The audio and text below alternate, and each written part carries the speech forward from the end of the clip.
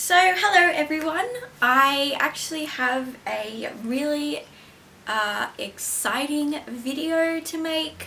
So about 14 weeks ago, I guess, I found out that I am pregnant, as you can probably read by the title. This pregnancy was unplanned, so I mean that's been a whole drama in and of itself. You know, I haven't even announced yet to my friends on Facebook and people that I don't really talk to very often that this wouldn't come up in conversation, oh yeah, by the way, I'm kind of pregnant.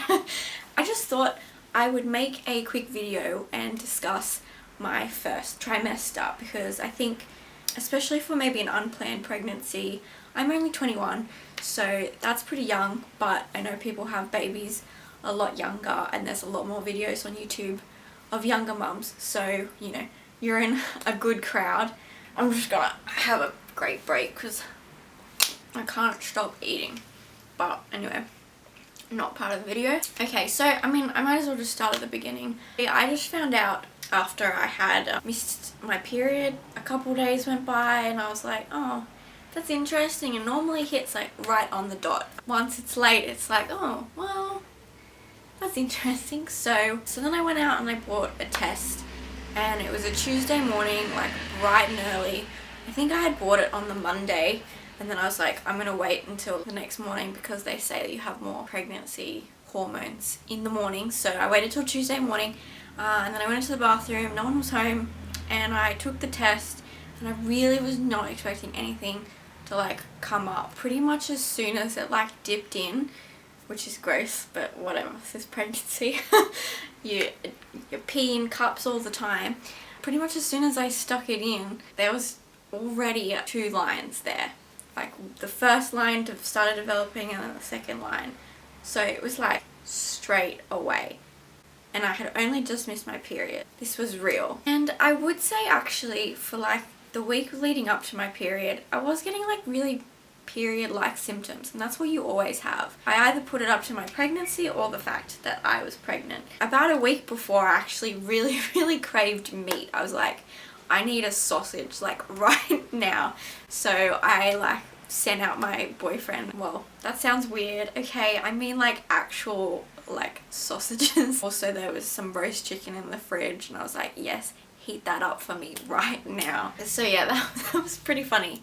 And I was feeling pretty crampy as well. I was like, oh yeah, my period's gonna come. But no, that's more of the implantation, I think that's what they call it. So at the beginning I wasn't really sick that often. I found out and then I told my partner, which was very emotional. I'm holding a grape because I really want to eat it, but I kind of want to keep talking. That was emotional, but I feel I don't really need to go into that because that's kind of not really my thing to tell or talk about. But I mean, for anyone that's just found out that they're gonna have a baby and it's not really planned and you know, whatever, it's kind of oh, well, what do we do now?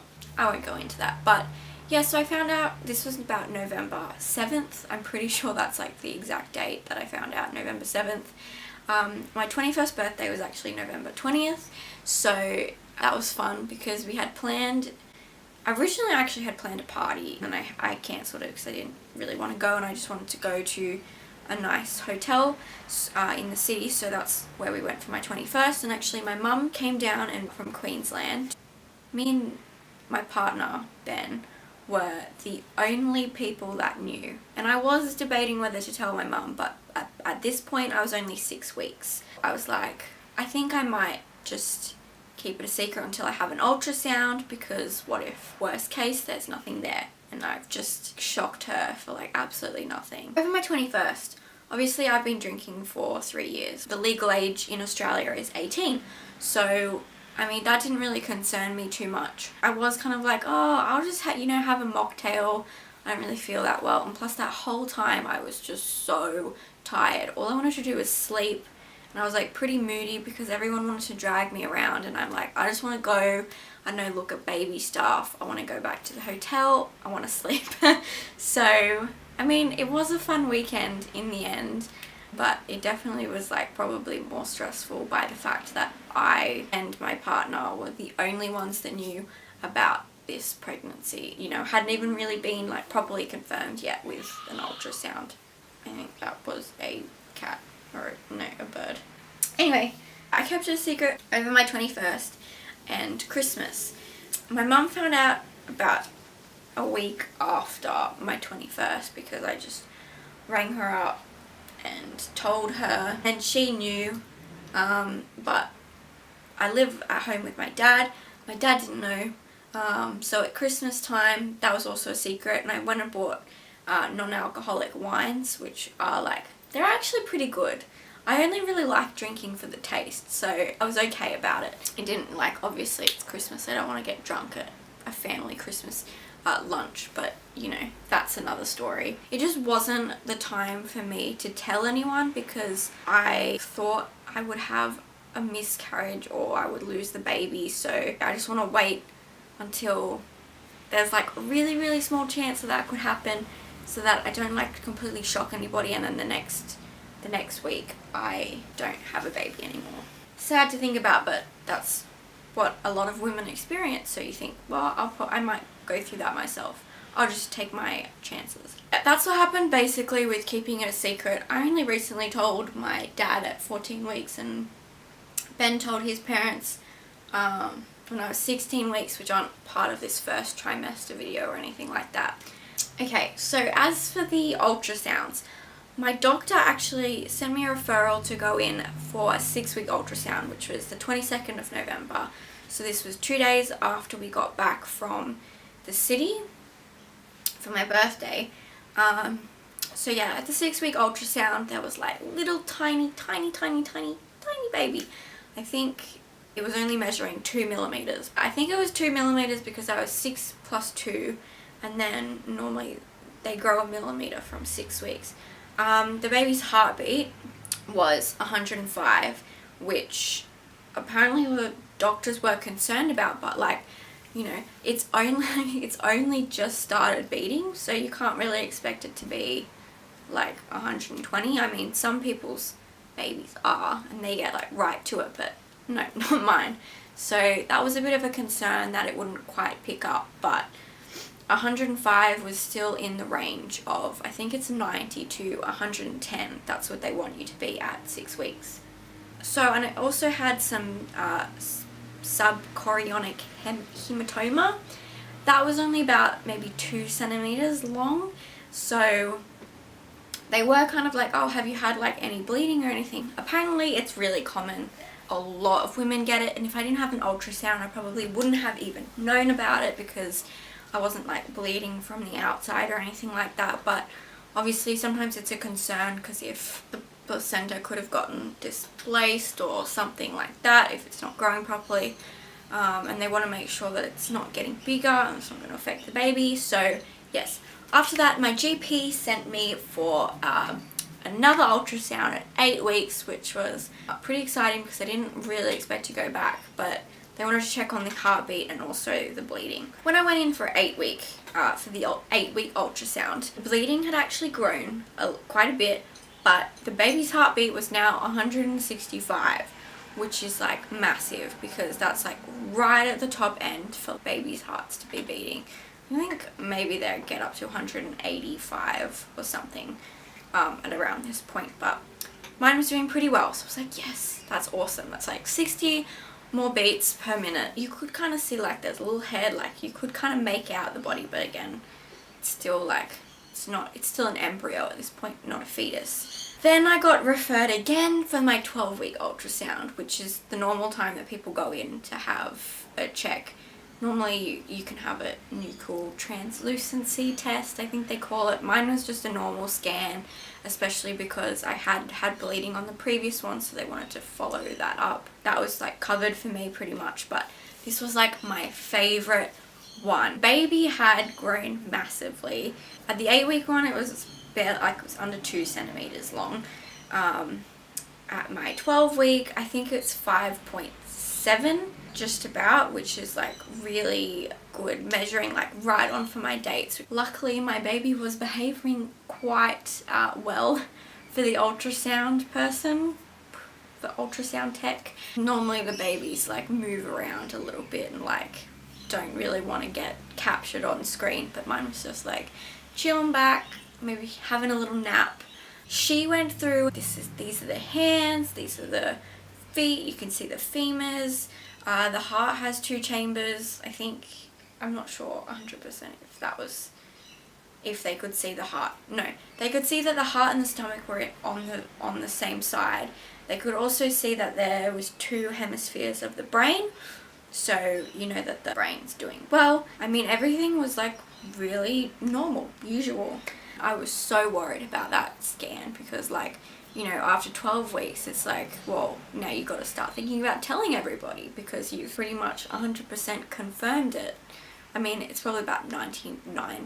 I think it's still about 1% after 12 weeks of losing the baby, but 99 is still like, you know, you're there pretty much. I also had a NIPT test done, which is a, oh my god, I actually forget what the initials stand for because I have really bad pregnancy brain at the moment. They also call it the Harmony test. That's one company that does it, Harmony test, but I got the generation test done, and basically you just get your blood drawn and they test for fetal DNA in the mother's blood. So basically they can tell if the baby might be born with Down syndrome or trisomy something or Edwards syndrome, I don't know. But they can also tell you what gender, because obviously you have either a little Y chromosome attached to the end or it's just XX. I got that done and I was like, yes, cool. And then the results only took a week.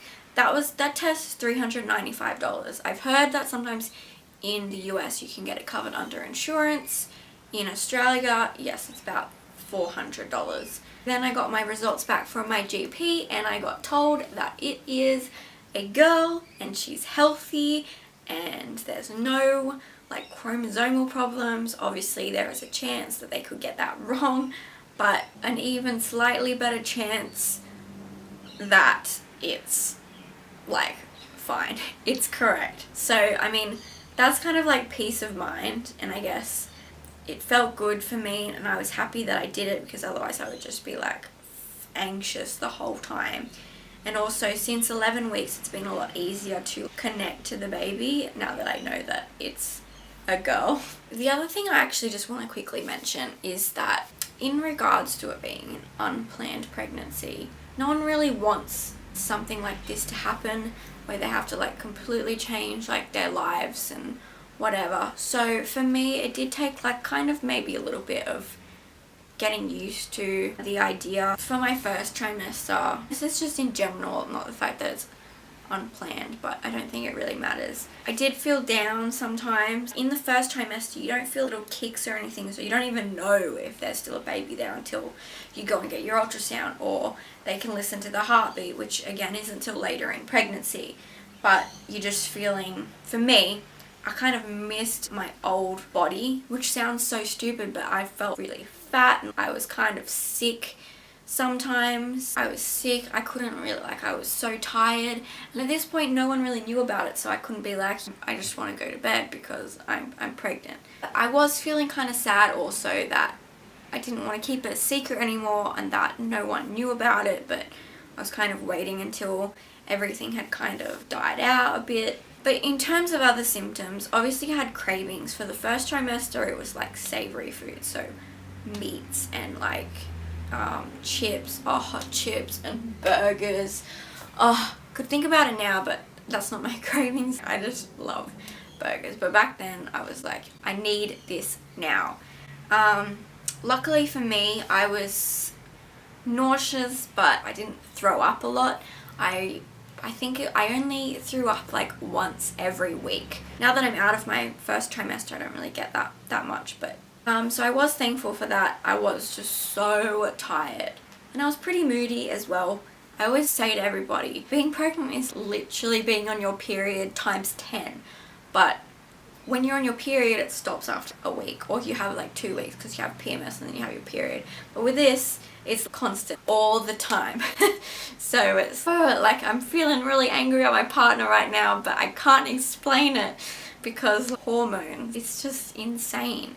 And you know your body pumps 20% more blood, so you're using up like a whole lot of energy all the time. You're making a small human inside you that will one day become a human. The first trimester is like a whole lot of building blocks and that kind of stuff. Okay, so yeah, so I mean, with the whole building blocks kind of thing, the most exciting thing for me was seeing my apps tick over to the next week.